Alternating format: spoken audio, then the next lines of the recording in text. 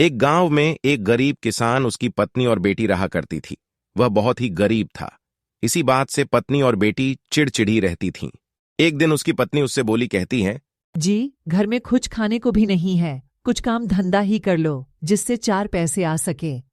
तुम ठीक कह रही हो, मैं बाहर जाकर कुछ काम देख कर आता हूं। में मुलाकात एक आदमी से होती है। क्या बात है भैया, तुम परेशान लग रहे हो और कहाँ जा रहे हो? अरे भाई, परेशानी की तो बात ही है। मेरे घर में कुछ खाने को भी नहीं और कोई काम धंधा भी नहीं। अरे तुम एक काम करो, दयालु सेठ के पास जाओ, उसे अपनी कहानी सुना देना, कुछ ना कुछ जरूर दे देंगे। ठीक है भाई, मैं अभी जाता हूँ। वह आदमी के बात सुनकर किसान सेठ के घर को चल देता है। सेठ और उसका बेटा अपने घर में होते हैं, तभी किसान वहां पहुंचता है। राम राम सेठ जी। राम राम भाई, कौन हो तुम? मैं तो तुम्हें नहीं जानता। सेठ जी, मुझे मोहन ने भेजा है। मैं बहुत गरीब किसान हूं, मेरे घर में कुछ खाने को नहीं है। तुमने यहाँ खैराती खाना समझ रखा है। चले जाओ, यहां से आ जाते हैं मुंह उठा के। रुको बेटा, यहां ये खुद नहीं आया, इसकी मजबूरी यहां लाई है। अरे पापा, मैं जानता हूं, ऐसे लोगों को पैसे के लिए भी कुछ कर सकते हैं।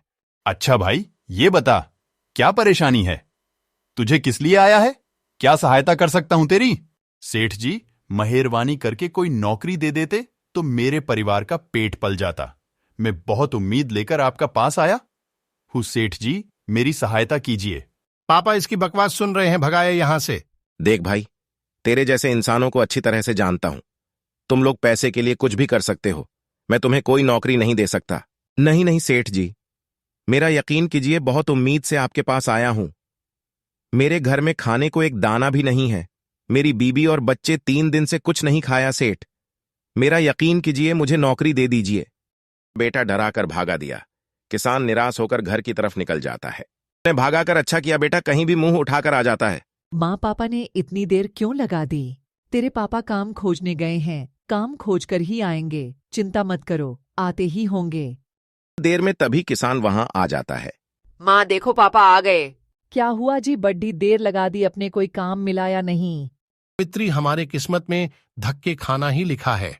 एक सेठ के पास गया था, उन्होंने मुझे बेइज्जत करके भगा दिया। कोई बात नहीं जी, आज हमारी किस्मत खराब है तो इसीलिए कोई साथ नहीं दे रहा। ठीक है सावित्री, मैं थक गया हूँ, जाकर आराम करता हूँ। तभी किसान दुखी होकर अपने कमरे में चला जाता है। फिर अगले दिन वह सेठ बारिश में भीग रहा था। अरे ये तो वही सेठ है जिनके मैं पास नौकरी के लिए गया था। लगता है बारिश से परेशान है।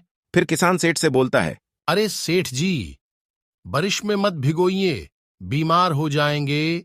मेरे घर के अंदर आ जाइए, बारिश चली जाए तब चले जाना। सेठ सोचता है, अरे ये तो वही किसान है जो मेरे घर नौकरी मांगने आया था और मैंने इसे भगा दिया था। चलो थोड़ी देर इसी के घर पर रुक जाता हूं। फिर सेठ किसान के घर चल देता है। किसान आदर से घर में ले जाता है। सेठ जी, ये मेरा घर है, आपको यहां कोई परेशानी नहीं होगी। अरे सावित्री देखो, कौन आया है। तभी किसान की बेटी और पत्नी आती है और उसकी बेटी बोलती है, क्या हुआ पापा, और ये अंकल कौन है तुम्हारे साथ? अरे बेटा, ये वही सेठ है जिनके पास मैं नौकरी के लिए गया था। ठीक है, आप लोग बैठिए, मैं चाय बना के लाती हूँ। नहीं नहीं भाभी जी, चाय रहने दीजिए, बारिश रुक चुकी है।